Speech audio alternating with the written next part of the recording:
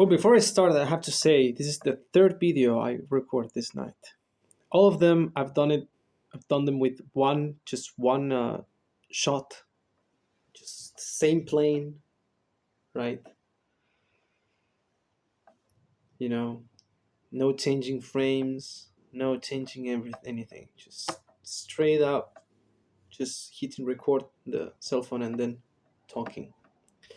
So if you don't know, if you haven't watched any of my previous videos, my name is Husnuddin. Welcome to the Hassan of Husnuddin. Here I talk about good things. Here I talk about beautiful things. I try to show you with my mind how the world is actually beautiful. Way more beautiful than what the media, what people, what everything in general shows us, right? So if you're here, maybe you're here because you came from the other video where I'm talking about faith and reason, right? Because in that video, I stepped into this example of, like, how do we, like, how can anyone reasonably believe in free will and also believe uh, in predestination at the same time? And again, I'm a Muslim. I've said in my videos, I don't want to hide this. I'm a Muslim. But this question is relevant for Christians too. I don't know if every Christian sect believes in predestination. I know Catholics do. I know Orthodox do. I know Lutherans. I think Lutherans do. I'm not sure. Also, Jewish sects believe in this. I don't know if all of them, but they do. Some of them, most of them, I guess. So it's not just for Islam, not only for Sunni Islam, not only for Islam. It's for way broader religions. It's for the religions of the God of Prophet Ibrahim alayhi salam.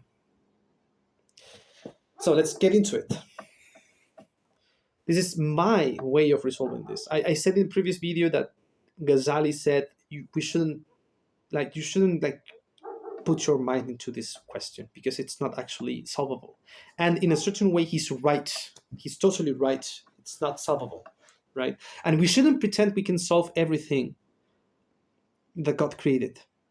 Okay, not even in like people, and that shouldn't be a reason not to believe in religion, right? And not to believe in God. Okay, like people are very quick to say, "Oh, we cannot solve this, so I'm not going to be a religious person because this is stupid," and blah blah, right? But at the same time, in science, we have the same thing, right? Like we have quantum mechanics. We have, the this I'll remember how this is called. I should know. Like you cannot know when an electron, you cannot know its position and its speed at the same time. It's not possible. And so they also have this like unsolvable stuff, right? And they say, well, we don't have to believe we don't have to understand everything in reality. Like physics, people who study physics, people who do physics, they say we don't have to understand everything, right? And we don't, and we will never probably understand everything. And actually, there's a lot of memes going around like, oh, they have to like calculate the volume of a cow, and they just say, well, let's assume the cow is a sphere. So this is like a very loose way of doing math. Like they do math and they tie their knowledge to this kind of stuff, but they do it in a very loosely way because they don't claim to have the truth. They don't claim to know exactly how this works. What they claim is that this is good enough. And that's about it. Like this is good enough. Like we don't understand how this works, but this is good enough, right? Same with some mathematical optimization functions, right? Like they're like, well, so we estimated that to find this answer, it would take this many iterations, and that would take 2,000 years. Well, let's not find the answer. Let's just find one that is good enough. Right? Like we can tolerate a 10% error. We can tolerate that. So let's just find one that's within 10% error. That's it. And we don't care if we don't find the actual answer. We find something that's good enough. And my answer, I think, is good enough. So I agree with Gazzali in terms of that. You shouldn't try to like beat your brains into finding the exact answer to this question. And it's probably impossible. But I have an answer and I'm quite satisfied with it. And I hope I can explain it very clearly to you so you can take it and as anything you are, as a Catholic, as a Muslim, as a person that's just interested in this kind of philosophical, questions, like how can these people believe that they have free will and at the same time they believe that everything is predestined, like everything has been decided. And so what I said in my previous video, sorry for the people that come from there, it's like, how is it possible that God, God knows everything about my life, every choice that I will make? He knows I am going to hell. Even before he created the universe, he knew I was going to be born at some point and I was going to make some decisions and I'm going to hell. So, how am I responsible of that? How is that free will? If he knows everything I do, he knows where I'm going to. How is that free will? And so I try to I'll try to say it in a way that's I won't answer the question directly because I can't. Okay, again, this is a thing of perspective, right? You'll have to come with me to this certain place in which you'll see and say, ah, I see. Now I can kind of understand what Husnadin means, right? And so the thing is that I'm going to take this to a general, very clear example of real life, right? It's Hitler problem, the Hitler problem.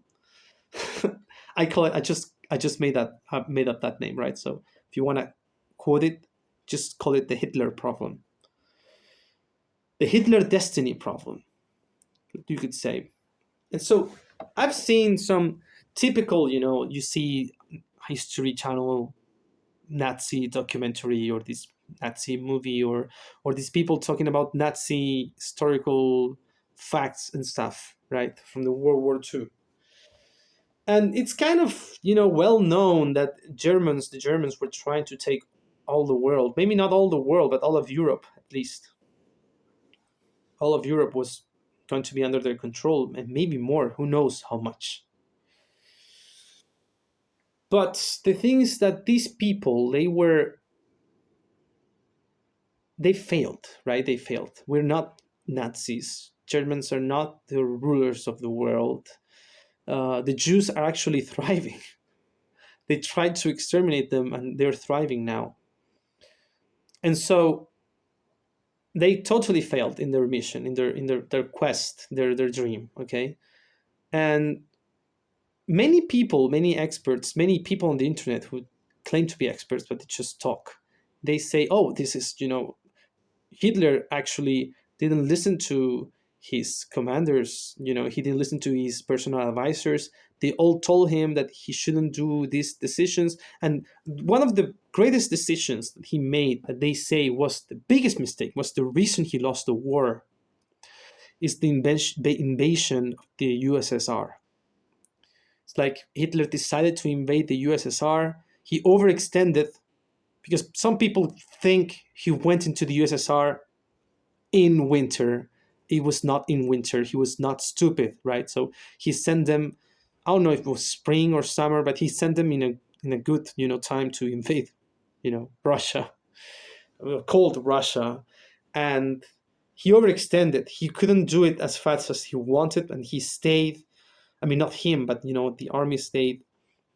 Great force, great German force stayed, and into the winter, and then the Russians were able to retaliate the attack because at first they were winning and they really destroyed many stuff, many places, many villages. They really wrecked the country. But the the Russians, the communists, actually the USSR, were able to counterattack were able to drive them out, and they chased them until Berlin. And like they actually destroyed the whole force. And that was a very, very important force. And they went into the capital. They forced Hitler in a bunker, right? And so they say that's the inflection point of the World War II. And yes, I accept it. It was a very, very tough thing for the Germans. It was a very, very change. What it really changed the situation in the chessboard. Really changed everything. But people say it like this was the great mistake of Hitler, and if he hadn't done that, then we would all be Germans now. We would all be Nazis now. There would be no Jews now. That's why they say, and it's so crazy that people live their lives thinking this way. It's so crazy, I think. This is my Hassan. Like, how can you wake up every day thinking, wow, like if Hitler just woke up that day saying, you know what? My advisors are right. I'm not going to invade Russia, not now at least. Then he would have won the war. My neighbors who are Jewish descendants, they wouldn't exist. Probably China wouldn't be a thing. Like Russia, Nazi Germany would be the rulers of the world. Like everything would have been different, just because one man, just because one tiny little man changed his decision. And I don't believe that, right? There's the destiny, like God, and that's where destiny comes in. God knows everything that is going to happen. God knows everything. It's not like Hitler could have changed everything if he just wanted to. There's no such thing as something like that. That thing cannot happen. It's not possible. And not because I want to be optimistic and I want to feel like the world is good. No, it's because I believe we have this super creator, but he's also a protector. God is not like he created the world and let it be and then he went somewhere else. No, he is actively working in our world. He's actively shaping it. He's actively forming it. So there's no way Hitler could have done it. He was doomed from the start to fail. He was doomed to rise, become the chancellor, become the ultimate king, ultimate Kaiser of the Third Reich, and then fall. He was bound to that destiny. And where does the free will come from? Well, God didn't force Hitler to be Hitler. Hitler was Hitler because he wanted to be Hitler. Nobody forced him to be Hitler. He chose to be Hitler. God simply permitted it.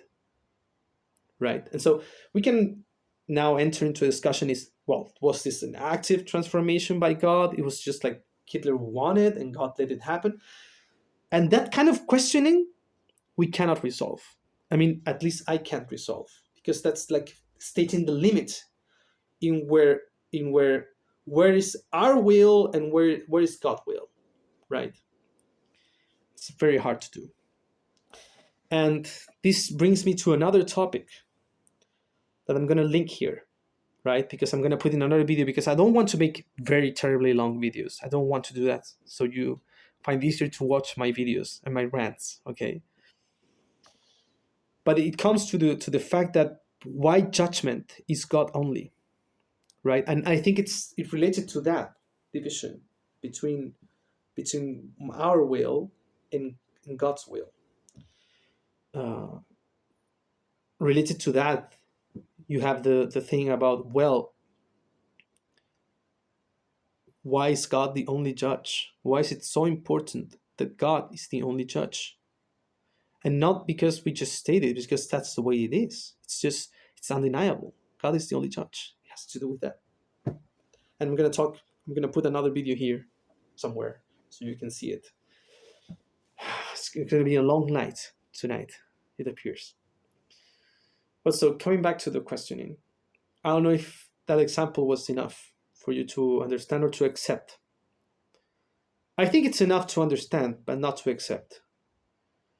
I'm going to give you another example. So let's say, for example, Isa alayhi salam, Prophet Jesus. I know if Christians are watching this, they're going to be, no, not Prophet, God, Jesus, God. And I don't want to enter into that discussion. Okay, this is what I think. It's what I believe. Please listen to it. I know we don't agree on everything, but please listen to me. You can learn something, and I can learn something too from you. I hope we can learn from each other. Okay? So, again, Jesus, as we know him in the English language, Jesus, he chose to be what he was, right? He wasn't forced to be what he was, to be who he was. And that's the thing. We always choose. We choose who we are. And I'm going to keep explaining this in the second part. And I'm going to put a preview to the second part. And the second part is, the preview is, when I was like 17 years old, it's a little story. When I was like 17 years old, 16, 17, 18 maybe, I think I was a senior in high school. That's how Americans would say it, a senior in high school. I was in my last year of school. Let's put it that way. I was 17, 18 maybe, 17 probably. And my teacher, I had a philosophy teacher, and I remember we were talking about choice. And then I was thinking, I was like, yeah, but like, let's say two people get confronted by the same stimulus, right? They're not going to act the same because they're not the same. They're not the same person. So they're not going to receive the stimulus the same way. They're not going to react to it the same way. They don't have the same understanding of it. They don't have the same tools to cope with it. Maybe they both realize, wow, this is a very bad thing, but one has many tools to cope with it. The other one hasn't any, or has very little, or very non-useful tools to that certain problem. And so they're going to react based on that. And then they're going to like be, well, and why do they have these different things? Because they are different. Like people, we have different temperaments. That's a psychological thing. We don't come to the world as a whiteboard where your parents can just write everything they want. We have certain traits. We have certain tendencies from the very beginning of our existence. We're not the same as our brothers and sisters. We're very different from each other. So we don't have the same temperament, we don't have the same character, we don't have the same education, we don't have the same experiences, we don't have the same traumas, we don't have the same anything. And so how can you like say he chose that? Because I chose this because of who I am today. And who I am today is greatly influenced by who I was before. How I was born, who my parents are, where my country is, what is the economic situation of my city, my place right now. Many things like that. I went to college, but I didn't have the same teachers as some of my colleagues. I didn't go to exactly the same classes. I didn't read exactly the same text. So how can you say we had the same experience?